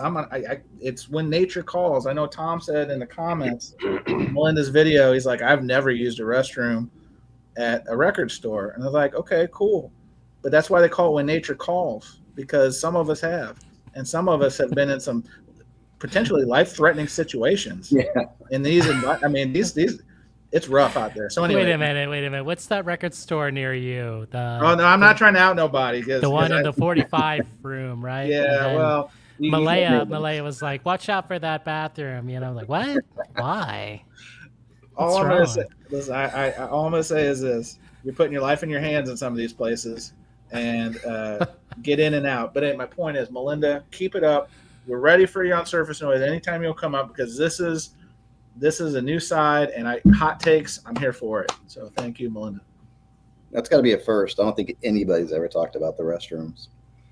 Well, listen. We are the show of record talking about records, and I'm sorry. Part of it is when nature calls. I've been digging for records, and all of a sudden that Burrito Supreme ain't hit me right. And you just, I mean, what are you going to do? Get in your car, go across the street to a filling station and declare toilet jihad? I don't think so. Gas station bathroom? No, I mean, so anyway, you know, that again, that's why they have these things. I'm not trying to just defile their environment, but I guess you didn't buy the Analog Productions diaper. You didn't know. That's where you're missing out. Just like when you go to concerts, you got to put on the Depends. When you go to the record stores, grab on the Depends and you go. Yeah, that's it. See, I mean, unbelievable. Hang on, Eddie. Eddie does ask, did I ever use the restroom at the previous end of an ear location? That restroom was rough. No. And I can only surmise what a portal to hell that had to be, because I mean, hole in the ground. I would rather do the hole in the ground thing than some of these places. Mark Boyd says we were lucky. Our shop was next to a Subway, Eat Fresh, so we could send anyone who needed to go do it next door. Fair enough. I mean, fair enough. And listen, when you're talking Plaid Room Records, my people, Plaid Room Records has an excellent restroom upstairs where Coal Mine Records is headquartered. I believe it. I haven't had to use it. I've only been there once. But let's start a series of videos now of the record store road trip, store restroom road trip. Yeah, I mean, I'm going to start rating record store bathrooms. That's it. That's when people say. I saw Chris Profi, nice guy. He said, you know, in a recent video, it's all been done. The VC, every topic has been done. Nuh-uh, buddy. Get your camcorder, get your iPhone, and check out these bathrooms, because I guarantee it, no one has tackled this topic. So yeah, you can rate it by toilet paper rolls. This one gets a 4 roll out of 10. You know? This one gets a 4-star. Yeah, it's like 4 rolls out of 10. 4 rolls, yeah. But here's Tom. He says, is the lone employee in many stores supposed to leave the storefront unattended multiple times per day to clean up bodily fluids and used foil and straws? Oh man, Tom, this isn't Portland, okay? Yeah, like we're taking Portland off the table. There's no the syringe situation and the foil wrappers. We're just talking about the ones and twos. You know what I'm saying? Like the ones that nature gave us. But anyway, so I don't know how I got there. Arnaldo, I swear is a terrible segue to have you close this topic, but do you think there are too many record stores? You can be like, there's like 2 little record store bathrooms. Right? Well, I do want to add something. New York has plenty of record stores, but there aren't that many record stores that carry new releases or recent, or if they do, they'll just get one copy. I went to a few in Brooklyn chasing, I think it was, I don't remember what record. I think it was the, oh my God, what's her name? Oh no. Just curious, you ever been to a store called Rough Trade? What's bathroom sitch and Rough Trade like? I was in Brooklyn, and there were various stores in walking distance, and I was looking for a new record that came out. I forgot which one it was. None of them had it. And one was like, oh yeah, we had one copy and it sold. Great. So I would advocate for more stores that carry new stock. There aren't that many in New York. Interesting. When you go to Rough Trade, you'll definitely, most likely, find it, at least if it's been out for at least a week. Guarantee. Don't go on release day. You may not find it. But yeah, like they'll carry very, very small selection of new records because there isn't that much margin on the new records. They make so much more on used vinyl. So yeah, from a business perspective, they like to do a larger margin on records that they can choose from and they know they'll move, rather than just ordering new releases, which may sit in their bin for a while before they get sold. So that's how I think. Arnaldo, we've found that you have a challenge in the New York area finding new records, and Chase says, I'll send you a link to Amazon. We could get this knocked out for you. So problem solved. Problem solved. Oh, Catherine is here. Catherine says, again, people are just lighting up the topic of the restrooms. Again, I think this is an underserved portion of the vinyl community. Catherine says, having worked in retail, customers trash the restrooms. This is true. Yeah. This is true, but they have the restrooms, is my point. Have them. So anyway, well, I think we've put too many record stores to bed. And listen, continue the toilet conversation because we're here for it. And if this is a support group, because no one else talks about this stuff. I'm going to start taking pictures. Please, after you use the facilities, would be preferred. After I use them. Yeah, the last thing we need to do is have John take a picture of a record store bathroom, and there's a dookie hanging in the post-credit scene, if you know what I'm saying. I mean, actually, it'd be great if you did your Google reviews. You're like, great record store, gonna give it 2 out of 10. The bathroom was trash. You know, and picture of the bathroom. That's it. No records. Great records. No hot water in the restroom. Right. One ply. No toilet paper. Out of toilet paper. Right. That's what hands are for. I dig it. Side note, one thing we did not talk about. I am transitioning off of this one, believe it or not. Arnaldo, you had brought up, and I apologize we didn't get back to it last week, the Ticketmaster Live Nation thing. Let's talk about that for a second. So there's a lawsuit, and then guys, fill me in if you know more about this than I do. I do have a little bit of information. But I guess there's finally charges, or the government's getting involved in breaking up potentially the monopoly that Ticketmaster and Live Nation, basically the same company, same corporation, I believe, have on the ticket enterprise situation. Arnaldo, fill us in what's going on. And because I do want to get to this quote that I was doing a little research today. Live Nation CEO Michael Rapiro, not a friend of the show, said that the concert scene is an underpriced market. So I want to come back to that.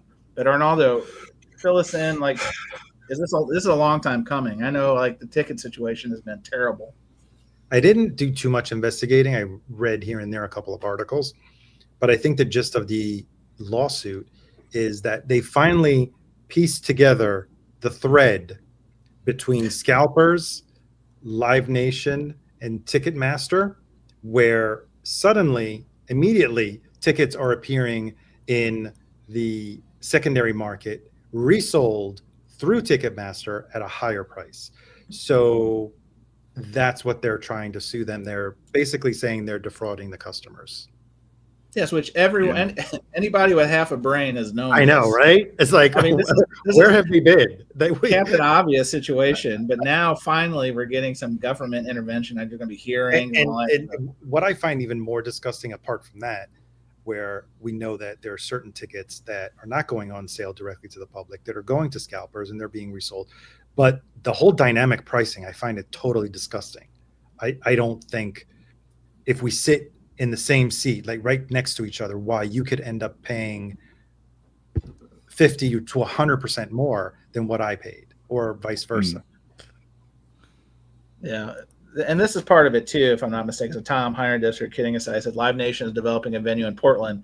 There are none here yet. The Portland music scene is not amused because Live Nation, they own a lot of the build. It used to be there was promoters, there were the people who owned the buildings. There was all different layers to this, and they all worked in concert, pun intended, to bring shows to life. Somewhere along the lines, Ticketmaster and Live Nation were gobbling up the venues, owning the venues, owning the promoters, and it's a one-stop shop. So then the ones who are not in that hierarchy are getting screwed like royally out of this kind of stuff. Groove Seeker, go ahead, Arnold. Competition. That's why I think a lot of acts now choose to play at Barclays Center, which is the arena in like the equivalent, a little bit smaller than Madison Square Garden in Brooklyn, which probably has less licensing fees attached to it, so they can pay less for the venue. But yeah, there are a lot of venues that, for example, Forest Hill Stadium is not part of Live Nation Ticketmaster. All of their go through AXS. I don't know if you guys ever been to a venue. Yeah, Red Rocks. That's who Red Rocks uses. Okay. And I think they maybe operate through licenses and not directly own them. So yeah, it's just, we can go on and on talking about the fees that are just ridiculous. Well, the fees are just criminal. I mean, it used to be, there'd be a service fee, there'd be a venue fee, there's a convenience fee. Like, I don't get the venue fee. The venue is being paid by the artist. Why does the consumer have to pay a venue fee? Right. It's just another line item on their way to try to collect another, $15 to $30 on top of tax, on top of, and all the accoutrements. On top of the parking cut that they're getting, apart from the concessions, right? The margin on the concessions is ridiculous. Yeah. And the cut that they're getting on all the merch that these artists sell at the venue. Right. So it's,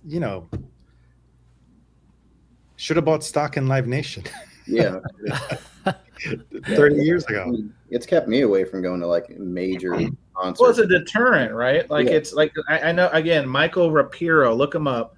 Underpriced was his word. He was at some kind of panel and he used the analogy, you can go to the median cost for a concert ticket is like $70. And then he brought up the Lakers, which is one of the highest priced basketball tickets that you can buy in the NBA, and said that they have 80 games. You can barely get in the place for $70. So he's trying to make the case that this is a bastion of opportunity to jack ticket prices up. And it's just like such a, like a lot of things. Yeah. It's such a misplaced and out of touch comment that it's laughable. Then why were people flying to Europe to see Taylor Swift? And flight and ticket and hotel ended up cheaper than what they would have paid if they had seen the show in the United States. Right. So something in the economy of live entertainment in the US is severely broken. Right. And because tickets are expensive also in Europe, but not as expensive as they are here in the United States. Yeah. Now, do you guys have like we have a place called like Ruth Eckerd Hall, and they're privately run. They get some decent acts, We've seen Don Henley, Crosby, Stills, Nash. I've seen Sheryl Crow there, but it's way less. Like the tickets are decent price, but all you're doing is paying for that ticket. You're not paying anything else. The challenge with that, though, John, is that a lot of these other venues, that if they're not owned by Live Nation, there's this intimidation factor, because if you're booking a national tour and you try to book a place like that, whoever the Live Nation people are in that town will then kind of lean on you and say, no, you can't go to this hall because you need to go here, or else we won't book you for these other spots. So it's a complete, it's like Gestapo type stuff. Yeah, and these are, people that aren't necessarily going to fill out a stadium, like Tampa, Raymond James Stadium or something like that. So it's a little bit different for them. It's going to be a smaller tour anyway. You're not 30 in New York, it's $30. $50. 30 is a steal. I would buy two spots on principal if I got it for $30 in New York. Here you go. Kevin says my high school graduation was at the Eckerd Hall. Look at that. So he knows the place, and it's a great venue. It's beautiful. I mean, they have and they're sistered with this place called Capitol Theater that's been there since the 50s. So it's a really nice, intimate venue, but you're not going to get huge acts there, but you're going to get good acts there, So at least there's that where I can feel like I'm not breaking the bank. I even saw Bob Dylan there last year over at Ruth Eckerd. So nice. Yeah, and it was a lot cheaper than Billy Joel. Sure. The most startling statistic I saw was 5 or 6 brokers had like 7,000 accounts. Yes. And I go back to this, and Joel brought this up, but I was going to say something similar. The artist has control if they want to, and they're big enough. Pearl Jam, Dave Matthews Band, Fish own so much allotment of their tickets and sell direct to their fan clubs or lottery. And they have so much leverage over, they're notorious for the leverage they have over promoters. Now, those are very big, high grossing tour acts, but I think the artist has to come in and try to have more leverage. Like, especially something like, you're going to tell me Taylor Swift couldn't change this situation? Totally, she could. I mean, come on, get a grip. Like, and especially what bothers me most about with that is like her demographic is mostly kids and teenagers, right?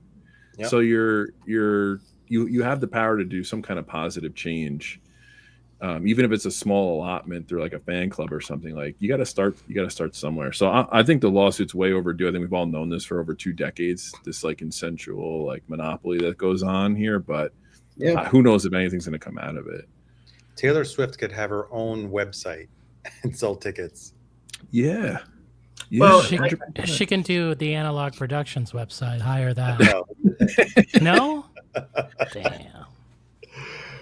That's a relic. No, I know Joel talks about this since he's here in the chat about the Mark Cuban prescription drugs website that he does. I mean, yeah, to that point, I think if the right people got involved, like I think that, I don't know if it could completely upend the ticket market and Live Nation / Ticketmaster's monopoly, but it could do something. And like John was saying, the venue that he was talking about, Ruth Eckerd Hall or whatever, like they're outside of that scope. But eventually some of these venues are getting squeezed out of business because then they can't draw any acts. Like we have one not too far from me, Diamond Music Hall. They do line dancing and stuff during the weeks, but then on the weekends they'll try to get, don't laugh, Nelson or like, hair bands and that kind of stuff. But they're going out of business. They can't book anymore because there's only so many times you can bring in Corey Feldman. You know what I mean? Like to fill the place. No, I'm serious. They book Corey Feldman. I mean, but the point being is like, if he came here, I think I'd go see him. I really think I'd go see him. Well, John, there is a challenge. He's available now. He was booted from Dancing with the Stars this week, which was another travesty of justice. I mean, it's not right. I mean, if you've seen the Feldman perform, you know that this guy can dance. So I don't know what they're doing on Dancing with the Stars, but it's clearly not real dance. Rojas, I know you like to go to concerts. Do you like to pay those extra service fees, and what do you think about those? No. But when I found out that Team Oasis was like, come to Mexico City, and when I signed up for the queue and then I looked at the seat and it was half the price that I paid in Chicago. And you had a better seat.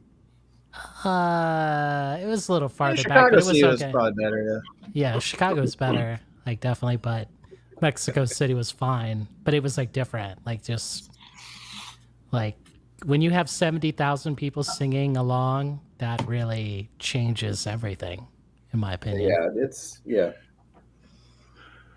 I don't go as much as I used to. I mean, it has nothing to do with age, and I made time to go to shows, 2-3 a month, and that stopped because it's just too out of hand.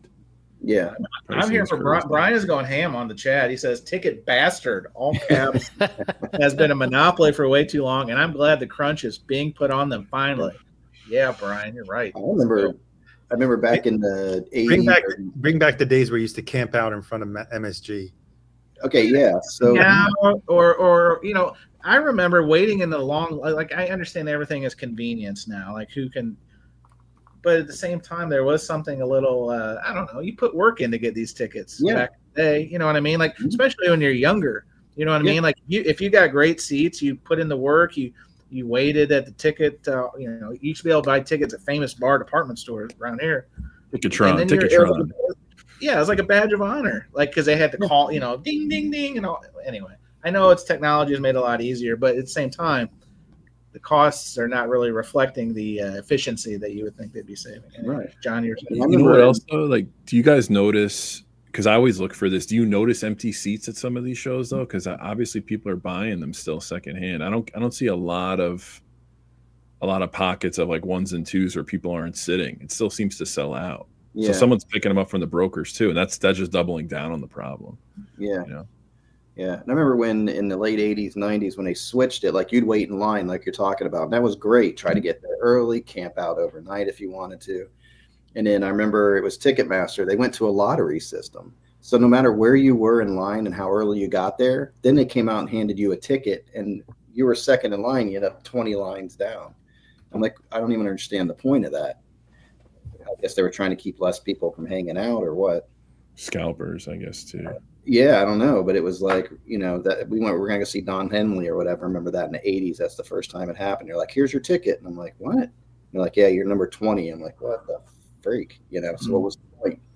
So they take that fun out of that, Well, the counter argument is that the artists and bands make more money on touring because they really don't make money on record sales anymore, and they don't, they make money on touring and merch.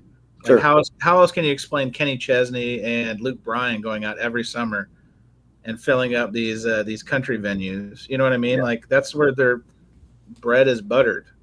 But at the same time, I mean, I don't know. I have a hard time unless it's one of these super duper acts. Paying more for like $100 is considered a cheap ticket now, and I don't know how we got here. I don't know. So hopefully this lawsuit will unearth some things, and maybe there'll be some. I mean, this is when the government has a potential for good. I think this is probably. I think Mark was saying it's probably going to be a dog and pony show. There's going to be some yelling, hearings. They're going to pay some lobbyists, and then it's probably just they're going to make some very surface level changes, air quotes changes, and then unless they can get someone famous to testify and take their cause, like Chad Castle. No, remember like when who was it? Frank Zappa. Yeah, Dee Snider and Frank Zappa. Yeah, well, they were talking. They were fighting the parental advisory label. They were fighting that exactly. But that's the thing. That's why like Eddie Vedder, Dave Matthews.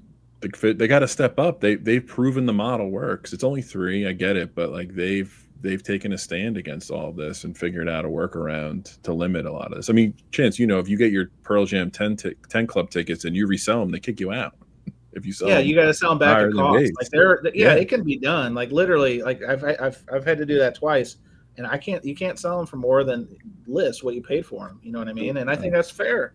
I got no problem with that. And guess what? Those tickets resell instantly, generally to other fans. Generally, I'm not saying you know what I mean because they can't be flipped at that point. But big keister. Now I know what you guys are wondering. Before we'll go to another stage topic here in a second, but I know you guys are saying, why are you wearing a Michael McDonald shirt that says McDonald's on it with 2 faces? Well, I'm celebrating. Oh my God! Not only am I celebrating, hold on. What's missing behind the T-shirt is like a double rainbow. I'm sorry. So listen, I know this is you can get this in the Concert Buddy store, believe it or not. McDonald's, and there's 2 Michael McDonald's. No, I'm wearing this in celebration of the announcement that everyone has got to be. I know everyone on this day has pre-ordered. Oh, I know what you're saying. You know where I'm going with this. Hold on to your butts. This isn't breaking news, or maybe it is to some. I hate to do it this way, but we're going to do it this way, guys, because the big news is it's finally available. Oof. Mobile Fidelity, minute by minute, is here. So my next question is, how many copies did you guys pre-order? How many copies? Groove Seeker, over under 5 copies?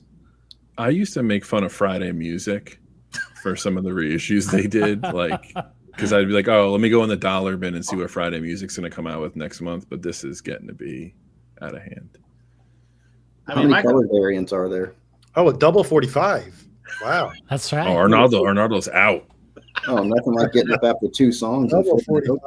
45. Mazzy just put his credit card away. Once he said 45 RPM, Mazzy is like, nope, I don't think so. Holy Not crap. happening. Not happening. So listen, I like the Doobies. I just saw them a couple weeks ago. Album? What's that?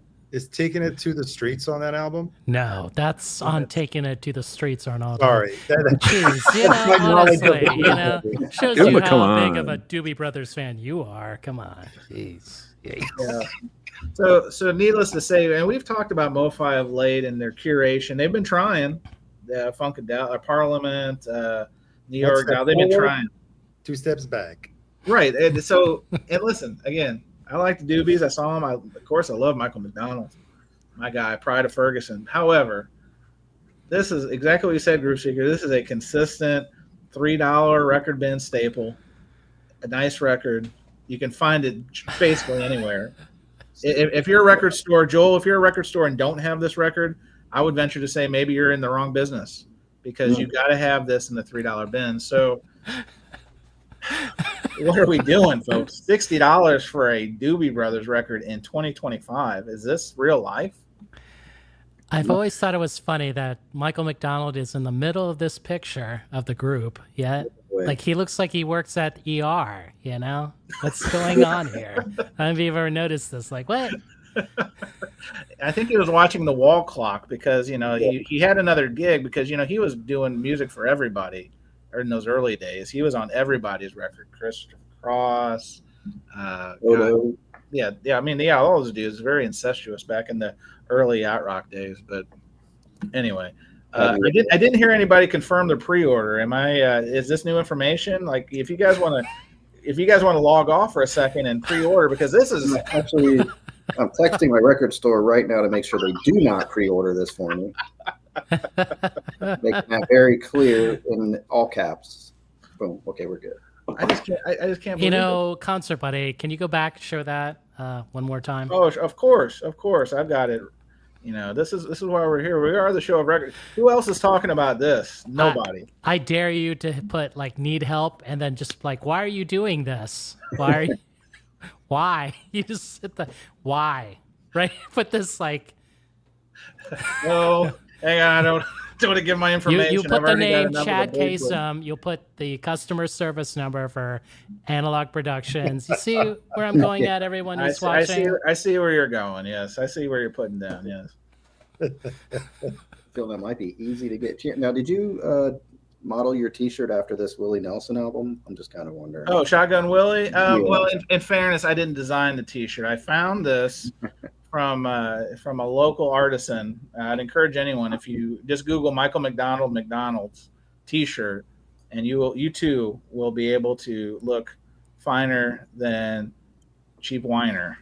Like, I mean, seriously, look at this. That looks like like the iron-ons that they used to do in the 70s. It does. It's like 2 hairy tits on your chest. I had to take my bra off to be able to make this look right. You know, the Bleach Boys say I wear a bra these days, which his nose is your nipples right there. Well, hey, anytime you can wear an American hero like Michael McDonald on your chest region, your chesticles. Oh yeah, call these chesticles. You got to do it. Real men wear that shirt. I'm telling you. It's as simple as that. Oh, Kimbo, this is a good question. Is there a 4-album limit on the Doobie Brothers minute by minute? You can have my copy. Could be. I don't know. The In-Groove is stating on the pre-order it's the best version they've ever heard of this album. So. Oh my gosh! Wow. He'll do anything for a sale. I wonder how the bathrooms are at the In-Groove. I bet you they're pretty good. Yeah, that's a good question, Jason. Jason's been there. Jason, can you give us a lowdown of the In-Groove restroom scene? Is it next? You to the can't have a listening $100,000 mic and have a bad bathroom. That would Oh, Chris, challenge accepted. I don't know. I did not see the bathroom. I didn't know there was Jason, one. that's a blown Can't you just make opportunity. something? Unbelievable. Well, Chuck T is right. I need more hair on my chest. Don't we all? I mean, come on. The thing is, like, I kind of wish I bought the bootleg Oasis shirt in Mexico City. Then I would have been able to get this priceless one right here. Oh, this is a good one. Let's make it big for those at home. Oh, you got Oh, wow. Got a couple of cats. I missed fighting. out. Unbelievable. Yeah. I will say I did take a lot of pride, and I think I mentioned this last week. Dave Grohl went to one of the LA shows, and he was buying T-shirts from the bootleg guys outside. They caught him. They're taking pictures, and he literally was buying a couple of tees for him and I guess the Foos. I don't know, but support local. So support your local entrepreneurs. I can appreciate that. All right. Well, why don't we clean it up? We're going to end this bonus tracks segment proper, and we've been kicking this one around for a couple weeks, and I think it's finally time. Maybe we close the show with this. So there's so many anniversary editions out there. And I know Chris is already shaking his head. He knows where I'm going with this because there's the 1 year anniversary. There's the 70. Was it Tenacious D did like an 11 or a 13-year anniversary of their debut album? There's the 20, the 30, the 50. I gotta ask, and John, I'll start with you since you're our 4-time King of the Mountain guest. Do we need to like have a definitive? What is the anniversary dates that you can reissue records on? Is it just like the wedding? Is it like maybe a 10, a 25, and a 50? Is it a 30 and a 40? Yeah. It's definitely not a 1 year anniversary. This 1 year anniversary stuff has got me fired up. And I like Chapel Roan, and I like the Black Pumas, and I like these people, Sabrina Carpenter's, Billie Eilish. I think they're terrific talents. What I don't think is terrific is reissuing your record that's still available in print, local stores, online, wherever you buy records, and then a year later you're releasing the same record with an alternative cover or some kind of money grab. So, John, where do you land on this one? Well, I think if you're going to do a 1 year, you need to do something different. Don't release the album with extra tracks yet. Do an acoustic version of it. Do something like the Black Pumas did the Capitol recording where they went in and recorded the whole album live in one shot and did it straight to vinyl. I thought that was a cool concept to do something to sort of celebrate the 1 year, but don't re-release the album as it is with bonus tracks yet. Wait for maybe the 10-year, the 20-year, something like that, a bigger anniversary if the album's still like, standing. But I kind of like when they do acoustic versions of albums and things like that. I think that would be kind of cool if they did that at the 1 year mark. So that's I put a lot of thought into it. I'm like, well, I know they do it a lot of times just to keep their rights to their music and things like that. So I understand why they do it. But yeah, so my stand is 1 year, do like an acoustic version or something like that, or make it different, make it a value add. Sure. Yeah. Then 10 years, maybe 20, then you just do it with the bonus tracks and maybe a live version of the album or something like that. Fair enough. That's where I am on it. Yeah. Well, Arnaldo is somebody who, I think I got this right. You got the 48th, the 49th by Vinyl Me Please, the 50th Fleetwood Mac anniversary from Rhino. I think you're already pre-ordered year 51. Do we need to do this every year? No. I agree with you guys. I mean, if there is no valid reason to reissue a record with additional material, then, I mean, maybe you could have the excuse that you're introducing it to a younger audience. So in that case, it would be 25 or 50. But there has to be something new about it, right? Yeah, or like Tom says, no anniversary issues. Keep it in print until it stops selling. Well, they never go out of print. Yeah, even the albums that they celebrate anniversaries of, they never go out of print. Right? It seems how many they're counting every anniversary of Dark Side of the Moon. I'd really been on the tip of my tongue. Yes. Yeah. Which, by the way, cheap. Again, Joel, please be sitting down. If you go to your local Target store, you can get that 50th anniversary for $8.99 at certain Target. They're literally closing them out. It was on one of the forums, and people have been going. So if you wanted that 50th anniversary of Dark Side of the Moon for less than $10, go to your Target. Excuse me. Check it out. See, Arnaldo's allowed 6 yawns per broadcast now, and so he's I think you're up to 3. We're getting there. Groove Seeker, what do you think about this? I mean, I know anytime you can get another Miles Davis kind of blue reissue, I mean, you're the first person like in line. I know this, but Yeah. when is enough enough? And do we need to convene the record store day organizers, and maybe they can get this pushed across the finish line? What do you think? Well, I feel like the anniversary label has to be for a seminal album. Like I like that Black Pumas album, but like I know they did something different. I'm just I have it. It's got a different hype sticker. But it's like we're putting out anniversary on celebrating anniversaries of albums that I'm like, I forgot this was even in somebody's catalog, you know. Yeah. I think what is cool is if you're a real big collector of the artist or the group, maybe like an anniversary box set, like, but that has all the bonus material and everything. But I don't know. It's just, what is it? I don't even understand.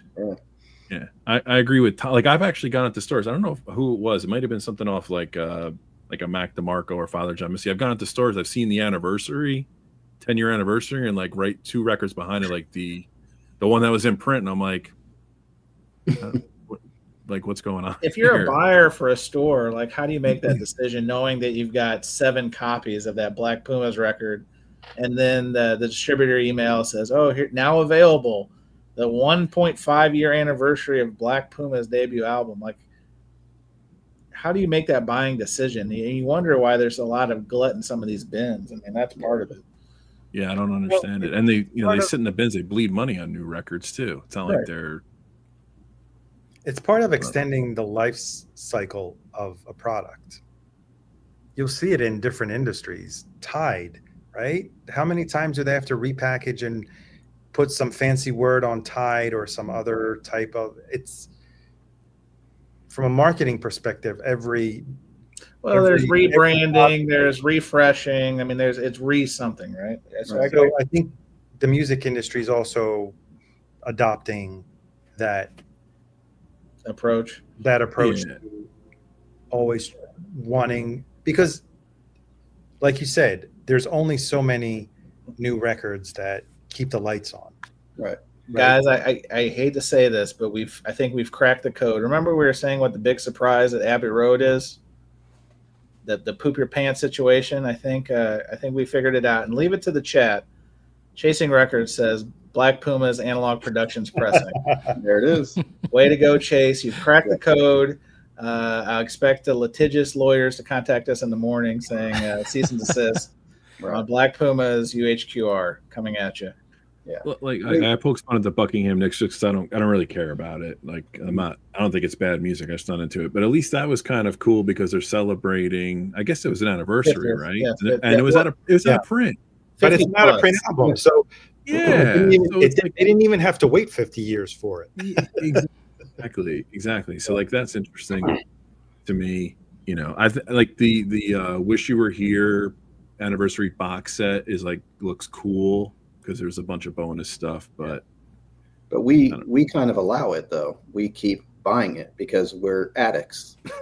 So we keep buying this stuff, and they're like, well, we're just going to keep putting it out there because they know people are going to want it. Yeah, so that's true. Until we all die, if no one cares about Wish You Were Here. That's what I think. Yeah. Like, is there been an anniversary release? Yeah, is there like an anniversary release like we all clamored for? Like they were like, oh my god, it's I don't know. Well, I hate to call him out, but Jason did get the 1-year anniversary of the Chapel Roan record. I did too. Oh, see, Arnaldo did too. So we've got. So what was appealing about that? Was there bonus stuff? Was it? It had glitter. Glitter, splatter. No. I got it because I had just discovered it and I didn't have a copy. Oh, okay. So yeah, I discovered it really late. Now, did any of you guys buy those 45s where she had like 10 different covers? Did you guys get into that whole thing? Yeah, those are still sitting at the local record store. That's I see them all the time for $20 or whatever. Yeah. Which I hate to see this, but Joel, I think, he's working on the heel turn. He says, has Jason mentioned that he bought Jessica Simpson's new album yet? No, we haven't.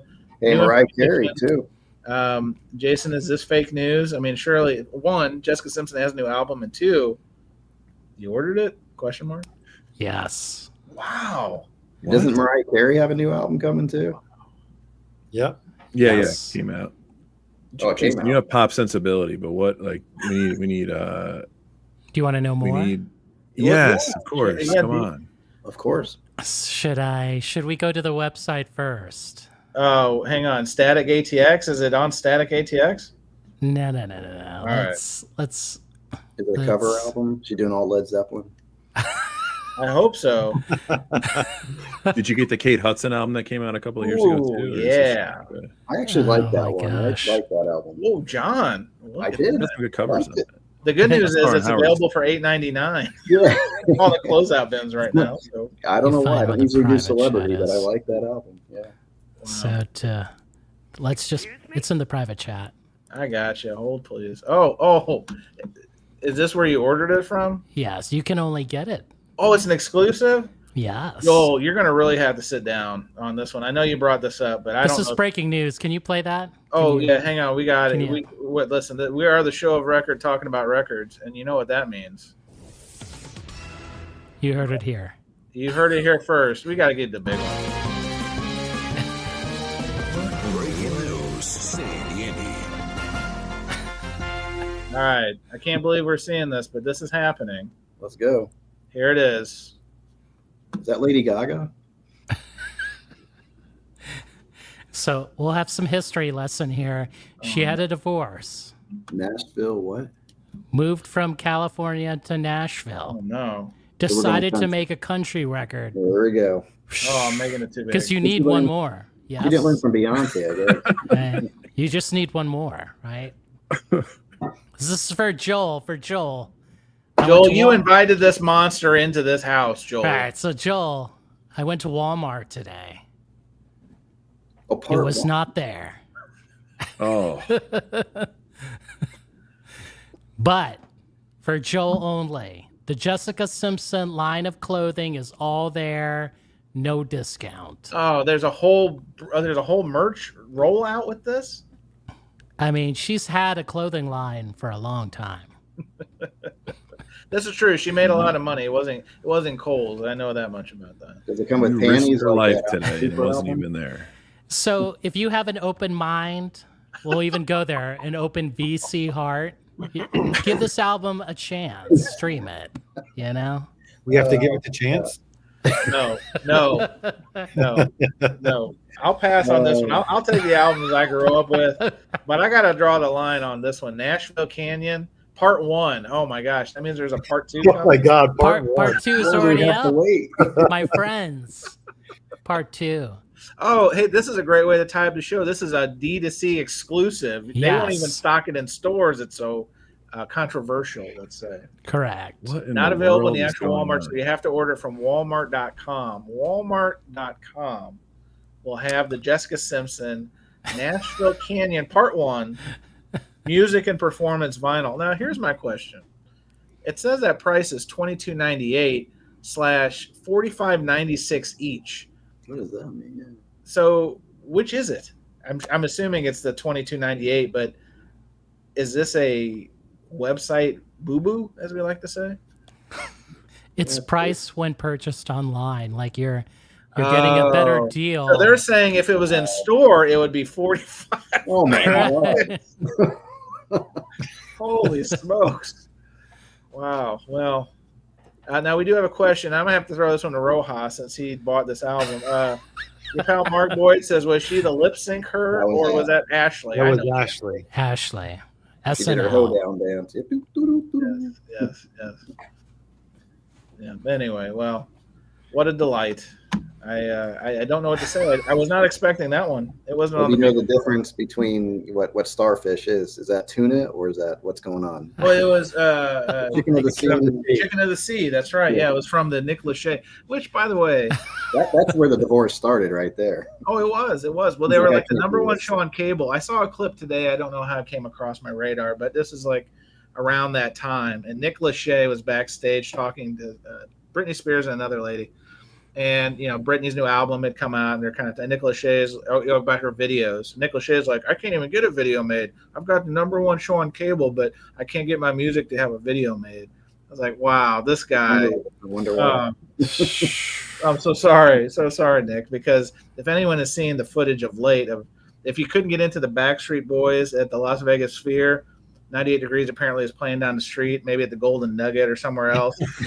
Oh, no. I'm not even kidding. Some of that footage is so sad. Oh no. It is. I mean, I don't know. Well, John Baum. Now that the wife doesn't even have a show anymore, it got canceled. Yeah, it's. Oh, you talking about Vanessa? Vanessa Lachey, yeah, it got canceled. So they're on the dole. This is the math. Thank you, Joel. Supposedly $45.96 in store, but $22.98 online discount. That's a hell of a discount. Thank you, Sam Walton and family. Thank you. Finally putting rollback pricing in effect. That's what they call rollback pricing. I have one more question about this album for Jason. It's called Nashville Canyon, not Nashville Crayon. Just heads up. Yeah, fair enough. Nashville Canyon Volume 1. When the 1 year anniversary comes out next September, will you be pre-ordering it? Yeah. As long as it's an acoustic version. As long as it comes with Nashville Canyon perfume scented vinyl. Can't wait. Yeah, see, Mark Boyd's right on cue, Chris. He says, I'll save my money for an anniversary vinyl copy of Simpsons Sing the Blues. Oh, yeah. She's going to be the best of Robert Johnson. It's going to be beautiful. I think that's the Simpson animated. That was a record that came out back in early 90s. The Simpsons Sings the Blues. I can appreciate that. Kendall, this is a good question. Is it really a discount when it's not available in store? You're catching on to the tricks. You're catching on. Oh my gosh! We call this retail subterfuge. I think it's so crazy. Reverse psychology. Yeah. Right. Kendall, it's like Walmart did you a favor. Right? Oh my gosh! Can you say Black Friday Record Store Day? Question mark. I don't know. Feel so bad about that person. I mean, John, aren't you glad this is the show you came back to? Oh, yeah, this is the one. Jessica this is what Simpson. You wanted to know. I'll see you guys in a year from now. Well, that was something else. I think we've exhausted. I mean, how do you compete with the Jessica Simpson record drop that no one knew about except Jason? That's right. I'm here. You know? Thank you? Question mark. Thank you? Question mark. Thank you, Joel. Anyway, well, it's a good point to wrap it up. I think there is other programming coming on after us, but I want to thank my guests. I want to thank the chat. Surface Noise exists because of all of these folks, including the chat participants, going to battle with each other, bringing the information to us, making jokes, making controversial statements, and making public declarations for Jessica Simpson albums that we didn't know we needed or didn't know existed. And here we are. My couple of groups, yes. Where else are you going to find that? VEECE? I don't know. Anyway, we will be back next week to do this all again.